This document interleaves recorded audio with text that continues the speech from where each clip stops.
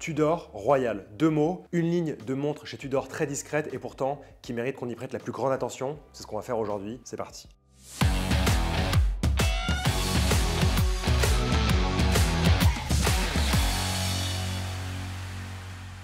Chers amis, j'ai le plaisir de vous retrouver aujourd'hui pour vous parler de la collection de montres Tudor Royal parce que j'y tiens et c'est important à mes yeux de la mettre plus en lumière parce que c'est vrai qu'on parle souvent des Black Bay, qu'on adore au passage, mais les Tudor Royal, on les apprécie aussi. Et en plus de ça, Royal, c'est cohérent avec Tudor parce que Tudor, c'était le nom d'une famille royale d'Angleterre, hein, donc ça marche.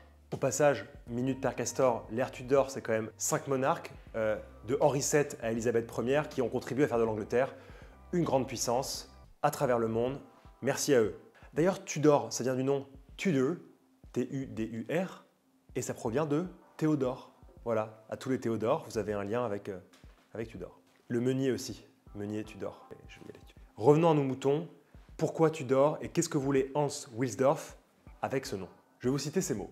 Depuis plusieurs années, j'ai étudié la possibilité de fabriquer une montre que nos concessionnaires puissent vendre à un prix plus bas que nos montres Rolex et qui soit digne de la même confiance traditionnelle.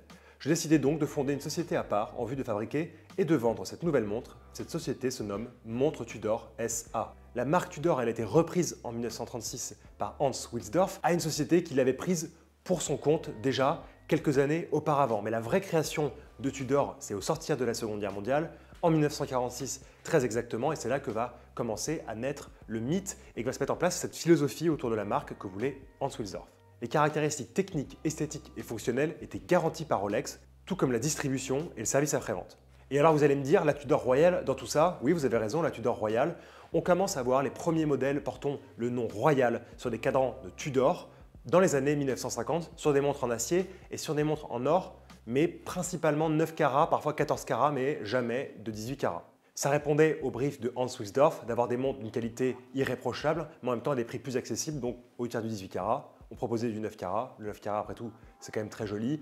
Le ton d'or est évidemment plus clair, mais on a une Tudor Royal au poignet, on se pavane dans Paris ou à Londres, et c'est magnifique. C'est pour ça que je voulais vous parler de Tudor Royal aujourd'hui, c'est que c'est encore une ligne qui est fidèle à cette esthétique de Hans Wilsdorf, c'est-à-dire que d'un côté, chez Tudor aujourd'hui, vous avez vraiment ces montres caractéristiques identitaires, des Black Bay, qui est une famille quand même très importante chez Tudor, même plus qu'importante, c'est la famille la plus importante, avec des mouvements manufacture, et de l'autre côté, vous avez encore cette ligne Tudor Royal, avec vraiment, encore une fois, cette identité propre à Tudor, avec des jolis détails, et en même temps, vous n'avez pas forcément des mouvements manufacture à l'intérieur, mais ce qui rend encore ces montres assez accessible et à mon sens, c'est 100% réussi. La collection contemporaine Tudor Royal, elle apparaît en 2020 et on la reconnaît immédiatement grâce au bracelet intégré et à la fameuse lunette crénelée. Et donc aujourd'hui, on peut se faire plaisir en s'achetant une Tudor Royal, montre sport chic par excellence et ne pas casser son budget.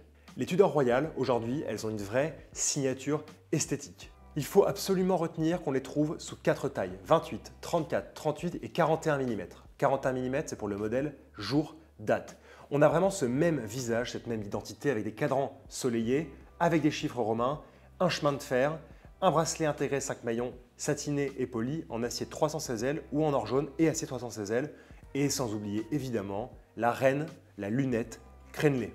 Parce que oui, et c'est ça qui est sympathique aussi et qui défend la collection, on trouve à la fois des montres en acier mais aussi des montres en or et acier, comme on savait très bien les faire auparavant. Et finalement, petit à petit, aujourd'hui, ça revient à la mode. C'est vrai que c'est super chic. En effet, ça fait un peu 90 producteurs de Miami dans des types de films que vous ne voulez pas connaître. Mais c'est vraiment très chic, une fois au poignet, ça détend, il faut l'assumer. Et quand on parle d'or et acier chez Tudor, on parle vraiment d'or et acier. C'est-à-dire que sur les modèles en or et acier chez Tudor Royal, la lunette, elle est en or massif, 18 carats.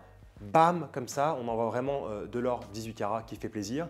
La couronne, elle a une coiffe d'or et les maillons ont une coiffe d'or assez épaisse quand même. Et ça fait partie du charme de la montre. Je vais commencer par vous présenter celle que j'apprécie le plus, à savoir la version 41 mm qui est la Tudor Royal jour date ou day date pour les Américains et Anglais d'entre vous. Cette montre, je l'aime tout particulièrement parce qu'elle a donc déjà cette lunette crénelée reconnaissable, un cadran très classique avec des chiffres romains en applique argenté poli. En tout cas pour cette version avec ce joli cadran bleu soleillé, vous avez les inscriptions Tudor Genève en argenté. Vous avez évidemment le jour à midi en anglais ici et la date à 3 heures. Ni plus ni moins. On trouve un boîtier avec des jolies formes. On a cette lunette avec un brosset circulaire, des angles qui arrivent ensuite sur une tranche entièrement satinée. Vous avez ce bracelet 5 maillons qui est vraiment bien réalisé, simple, efficace avec les 2 maillons centraux polis. Et pour la fermeture, on va retrouver un système de boucle déployante avec une petite sécurité qui vient se mettre par-dessus. Cette montre-là, elle vient avec plusieurs versions. On a pu découvrir en 2023 2 nouvelles interprétations, saumon et chocolat, qui sont d'une douceur et d'une gourmandise. Je ne fais pas de dessin. Ça, c'était pour la version classique avec son cadran bleu soleillé et ses détails argentés. Maintenant, en 2023, on a pu découvrir 2 nouvelles versions de cette 41 jours date que j'adore personnellement. Une version saumon avec, comme d'habitude, ce cadran soleillé et une autre version en or et acier, chocolat, bien brun en tout cas, avec cette lunette en or jaune 18 carats. Franchement, au poignet, ça claque. Pour toutes les autres déclinaisons de taille, à savoir 28, 34 et 38, on n'a pas jour date. On a des montres qui ont une date et qui présentent les mêmes caractéristiques graphiques, on va dire identitaires, avec les cadrans de couleurs que je viens de vous citer et avec des finitions qui sont très similaires. Juste pas de jour à midi. Et maintenant, qu'est-ce qu'on vient de mettre dans cette Tudor Royale? Comme je vous le disais, ça représente encore énormément l'esprit d'origine que voulait Hans Wilsdorf pour Tudor, même si évidemment après il y a eu des modifications qui sont superbes parce que ce qui est devenu la marque Tudor aujourd'hui c'est quand même incroyable. Avec Black Bay et les mouvements manufacture, là on a ces Tudor Royale qui ont toute l'identité Tudor mais qui n'ont pas de mouvement manufacture. Alors vous doutez bien que les mouvements ils ont été retravaillés par Tudor mais ils proviennent de chez ETA ou de chez Sellita. Malgré cela, ces mouvements, ils ont les caractéristiques de puissance de Tudor puisque les montres sont assemblées et testées dans la manufacture Tudor au Locle. Et si on prend le mouvement de la Day-Date qui est le calibre Tudor T603, il affiche quand même une précision de -4 plus 6 secondes par jour. Je crois que c'est pas mal du tout. Donc on est clairement sur une base de mouvement déjà avec une finition premium. En plus après que Tudor vienne mettre ses propres finitions. Pour les plus petits modèles en 28 mm de diamètre, on va être sur le calibre Tudor T201 avec une précision de -5 plus 8 secondes par jour. Donc ça reste tout à fait acceptable, tout à fait honorable. Donc voilà, vous avez dans cet esprit quand même des montres qui sont assez robustes, qui ont du corps, qui ont de l'énergie, qui sont assez sportives finalement, même si elles ont toujours ce côté chic, élégant. Pour celles qui voudraient vraiment des montres qui sont bien clinquantes, on trouve en 28 mm notamment une version avec un cadran en nacre et les index diamants. Il y en a pour tout le monde. Parlons peu, parlons bien, parlons prix. Si on prend cette Tudor Royale Day-Date avec son cadran bleu que j'aime tout particulièrement, qui est vraiment pour moi le classique, le bon basique de la Tudor Royale, il est proposé à 2 480 €. En toute honnêteté, je trouve que 2 480 € pour le degré de finition, de qualité de ces pièces qui sont quand même des montres Tudor, hein, faut pas l'oublier, même si elles ont un visage assez différent de ce qu'on connaît aujourd'hui, et d'un mouvement qui est quand même bien fini, bien soigné, malgré qu'il ne soit pas de manufacture. On n'a pas besoin d'avoir que du manufacture dans la vie, ça c'est une notion qui est très récente. Et pour ça, je vous remercie une vidéo sur la notion de mouvement et en particulier d'établissage. Donc voilà, je trouve que c'est vraiment un prix de 2 480 € qui est cohérent, qui est juste. Voilà, en tout cas, si on veut se faire plaisir, on n'est pas obligé de se casser la tête en deux. La même version, mais toutefois en 28 mm, on sera à 2 320 €. Après, évidemment, les prix sont supérieurs, comme sur le modèle que nous avons ici, parce que les index sont sertis de petits diamants et on va arriver légèrement au-dessus des 3 000 €. Il faudra compter 2 370 € pour les versions les plus simples 34 mm, c'est-à-dire que les index ne sont pas sertis et il s'agit de montres en acier et pas en or et acier. Et si vraiment vous voulez vous faire plaisir avec la Rolls des Tudor Royale qui n'est autre que la version en or et acier en 41 mm, donc jour date, il faudra compter 3 530 €. En toute honnêteté, moi, ces Tudor Royale, je les adore depuis qu'elles sont sorties.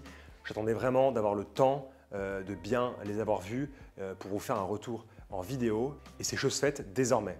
Pour rentrer plus en détail, pourquoi je les aime, ces Tudor Royale, c'est qu'à mon sens, c'est vraiment la Tudor par essence. C'est la quintessence de la Tudor dans le sens où on a une pièce, je dis beaucoup le mot sens, quintessence, sens, essence. On a une pièce qui a un visage qu'on reconnaît immédiatement comme étant celui de Tudor et précédemment qui était l'esprit de Rolex et c'était vraiment ce que voulait Hans Wilsdorf, c'est-à-dire proposer des montres qui soient associées à Rolex pour tout ce qui va être autour de la montre, mais une montre avec un style qui peut être légèrement différent, tout soit proche de Rolex, et qui après évidemment s'est émancipé pour devenir ce qu'est Tudor aujourd'hui. On a vraiment cette montre identitaire avec des mouvements qui ne sont pas des mouvements manufacture, mais comme je l'ai dit aujourd'hui, tout le monde n'a pas besoin de mouvements manufacture. Je suis le premier à pas forcément, prêter attention à un monde de manufacture.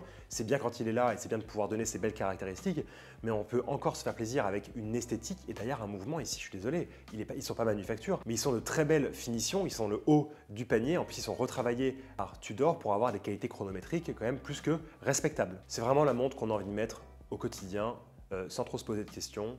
Et finalement, c'est ça la montre sport chic et c'est ça la Tudor Royale. Voilà, j'espère que cette nouvelle vidéo sur la Tudor Royale, sur les Tudor Royale même, vous aura plu. N'hésitez pas à vous abonner pour voir les prochaines vidéos, pour être toujours au courant de ce qui se passe, du croustillant qui nous plaît tant au quotidien. Voilà, j'essaie de vous transmettre cette passion que j'ai pour cette petite et même grande Tudor Royale dont à mon sens on ne parle pas assez aujourd'hui, qui mérite qu'on apporte davantage de lumière sur ce qu'elle est, pour comprendre aussi la marque Tudor aujourd'hui. Et j'espère que j'ai réussi à vous transmettre ces bonnes petites zones royales aussi. Salut la compagnie.